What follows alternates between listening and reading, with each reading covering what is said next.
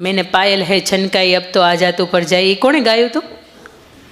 હા, ફાલ્ગુની પાઠક, હે ને? ફાલ્ગુની પાઠક જ ને, હું ભૂલ ન કરતી હોય તો. ફાલ્ગુની પાઠક એના પપ્પાને ત્યાં ચોથું સંતાન, એટલે ચોથી દીકરી. થોડી મોટી થાય, એના પપ્પાને કે પપ્પા તમે મુરઝાયેલા કેમ રહ્યો છો, કંઈ ચિંતા છે? એટલે કે ના ના બેટા, પણ મને થોડુંક એવું હતું કે તું દીકરો થઈને આવી હોત ને તો સારું હતું. આ 3 દીકરીઓ છે ને ઉપર ઢંકાઈ જાવ, આપણે આવો શબ્દ વાપરીએ કે ઢંકાઈ જાય. તો 4 દીકરીઓ હોય તો હું કંઈ ખુલ્લી છે? 4 દીકરીઓ ઢંકાયેલું જ તમારું ઘર છે, તમારું છતને ઢાંકીને રહી છે. ચોથી દીકરી હતી ત્યારે એ 5-7 વર્ષની ફાલ્ગુની પાઠક હતી, નક્કી કર્યું કે બાપુ આમાં બીકવાનું ન હોય, આમાં કંઈ ડરવાનું ન હોય, અને આમાં કંઈ નિસ્તેજ કે ચહેરો ઉતરી જાય એવું કંઈ ન હોય. તમે ચિંતા શું કરો, દીકરો નથી એટલે હું પણ દીકરાની જેમ જીવીશ. અને એ ખરેખર દીકરાની જેમ જીવી. 2017ની અંદર હમણાં જે મેં તમને કહ્યું એમ કે દાદા સાહેબ ફાળકે એવોર્ડ છે એમને એનાયત થયો. અત્યારે એની 54 વર્ષની ઉંમર છે, લગ્ન નથી કર્યા અને મા બાપને સાચવે છે. જરૂરી નથી કે દીકરો હોય એ જ સાચવે, દીકરીઓ હોય એ સાચવે.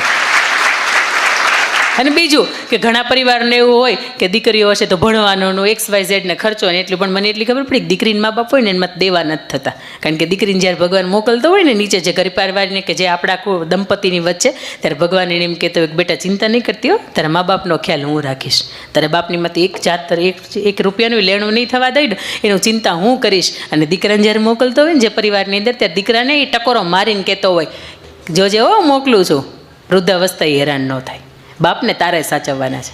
આ ભગવાને તે કંઈક કહીને મોકલતો હોય. અને દીકરીને કદાચ એ દીકરો હોય કે દીકરી હોય, પણ આપણે ગર્વ કરવો જોઈએ કે મારું સંતાન છે ને હું શ્રેષ્ઠ બનાવીશ. એ કદાચ દીકરો હોય કે દીકરી હોય, કોઈ સ્વરૂપ હોય એનાથી ફેર નથી પડતો. એનાથી થોડીક દીકરી મોટી થાય એટલે મા બાપ સ્વપ્ન જુએ કે મારી દીકરી શું ભણશે, શું બનશે. દરેક મા બાપ હશે ને એની પાસે એક સ્વપ્ન હશે. અને કદાચ હું એવું માનું છું કે અહીંયા બેઠેલા માતાઓ છે એ નહીં ભણ્યા હોય, એટલે એને કદાચ એક ખ્યાલે નહીં હોય કે કઈ ક્ષેત્રની અંદર મારી દીકરી છે એને મૂકી શકાય. અત્યાર સુધીમાં લગભગ દુનિયાના દરેક ક્ષેત્ર એવા હતા કે જ્યાં દીકરો હોય ને ત્યાં તે દીકરી હોય. આ પંખા ચાલુ કરવા જ કરી દેજો, હવે થોડીક ગરમી થશે.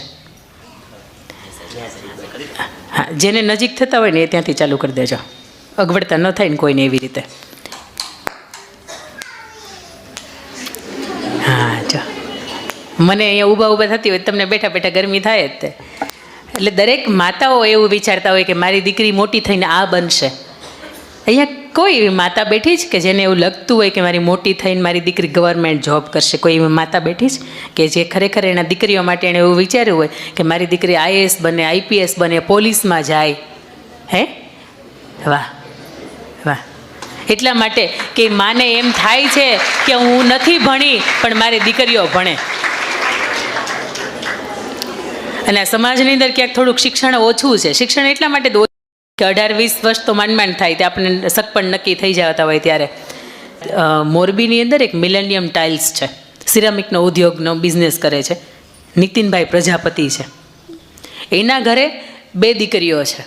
અને એના પછી જ્યારે ત્રીજા વખતે એમના પત્નીને ગર્ભાવસ્થા રહી ત્યારે એમણે એક મનોમન માનતા કરી હતી કે મારે ત્રીજી પણ જો દીકરી આવે ને તો ભગવાન હું તારા ચરણની અંદર કંઈક સારું, કંઈક સત્કાર્યનું કામ કરીશ. અને એના મિત્રોએ માનતા કરી હતી કે ભગવાન હવે ત્યાં આપે ને તો દીકરો આપે. પણ અત્યારે કદાચ આ જન્માષ્ટમી હમણાં જે ગઈ ને એમાં 3 વર્ષે દીકરી વૃંદાને પૂર્ણ થયા, એને ત્યાં ત્રીજી દીકરી આવે છે. અને હડમતિયા ધામ છે ત્યાં 2,51,000 રૂપિયા રોકડા લખાવે છે કે મારા સ્વસ્થ, સુંદર અને સરસ મજાનું એક પણ જાતની અવરોધ કે સંકટ વગર ત્રીજી દીકરીનો જન્મ થયો છે. એ નિમિત્તે 2,51,000 હું અહીંયા ધરું છું. ત્યારે અંદર જે પૂજા કરતા હતા ને એ લોકોને એમ હતું કે દીકરી ભૂલમાં શબ્દ લખાઈ ગયો છે, ત્રીજો એટલે દીકરો લખાવો જોઈએ અને દીકરી લખાઈ ગયો છે. ત્યારે પૂજારી એ લોકો એવું કીધું હતું કે નીતિનભાઈ તમે ભૂલ કરી છે, આ શબ્દ દીકરો લખવાનો હતો ને દીકરી લખાઈ ગયો છે. ત્યારે નીતિનભાઈ એવું કીધું હતું કે નહીં, મારે ખરેખર સંતાનમાં ત્રીજી દીકરી આવી છે ને એટલા માટે હું 2,51,000 ધરું છું. આવા પેઢીને મા બાપ જ જીવે છે. અને મારે આંગણે પણ મારે જોડવા દીકરીઓ 2 છે અને 3.5 વર્ષની. એટલા માટે હું કુખ્યાથી બોલી શકું કે 2 કે 3 દીકરીઓના મા બાપ હોય ને ખરેખર આજના સમયની અંદર ભાગ્યશાળી છે.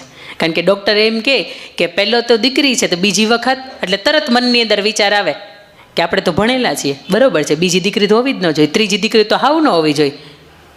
એક નાનકડી દીકરી હતી અને એ થોડી મોટી થઈ ને એટલે એમના કોઈ ઘર પરિવારે એમના એ દીકરીને કહ્યું કે બેટા તારો જ્યારે જન્મ થવાનો હતો ને ત્યારે તારી માં છે ને માંડ મૃત્યુમાંથી બચી છે. એટલે દીકરીએ માને પૂછ્યું, હે માં, એ કે સાચી વાત? મારો તે જન્મ આપ્યો તે મને, ત્યારે હું માંડ ત્યારે તું માંડ બચી છો. ત્યારે મા એમ કહે છે કે હા હું માંડ બચી છું, પણ બેટા અત્યારે કે હું મરી જાઉં તો એ 12 વર્ષની દીકરી એમ કહે છે કે માં તું ન જીવે ને તો મારે નથી જીવવું. પણ આ 10 કે 12 વર્ષની દીકરી હોય ને હજી એને સંવેદનાઓ છે, પણ આ 15, 17, 18, 20 કે 22 વર્ષની દીકરી થઈ જાય અને મા એમ કે હું મરી જાય તોય કાંઈ આપણને ફેર નથી પડતો. આ ખાસ કાર્યક્રમ એટલા માટે છે. અને ઘરને આંગણે દીકરી 5-7 વર્ષની હોય અને એના માતાનું મૃત્યુ થયું હોય અને એના પપ્પાને એની માતાની જે ચૂંદડી હોય, જે ઘરચોળું હોય, એ હંમેશા જોવે તો એને એમ થાય કે મારી માં કેવી લાગતી હશે, મારે પણ એ ઓઢવું છે. એટલે એ પપ્પાને પૂછે કે પપ્પા હું ઘરચોળું ઓઢું? એટલે એને પપ્પા ના પાડે. એ દીકરી મોટી થઈ 10, 12, 15, 20 વર્ષની થઈ અને તેમ છતાંય તે દીકરી દર વર્ષે જ્યારે ઘરચોળું જોવે ને ત્યારે પૂછે કે હું ઘરચોળું ઓઢું? ત્યારે એને પપ્પા ના પાડે છે કે ના બેટા તને નથી ઓઢું. તો કે પપ્પા તમે શા માટે મને ના પાડો છો? તો કે બેટા તું એમ બોલે છે ઘરચોળું અને મને એમ સમજાય છે કે ઘર છોડું. હું નથી ઈચ્છતો કે મારી દીકરી છે ક્યારે પણ મને મૂકીને જાય. આ દુનિયાનો ખંપીદર ગમે એવો બાપ હોય ને 2 જ વખત રડે. એક એને દીકરો એના ઘરમાંથી વૃદ્ધાવસ્થાએ કાઢી મૂકે, દીકરો તર છોડે ત્યારે, અને બીજું કે દીકરી ઘરને છોડે ને ત્યારે.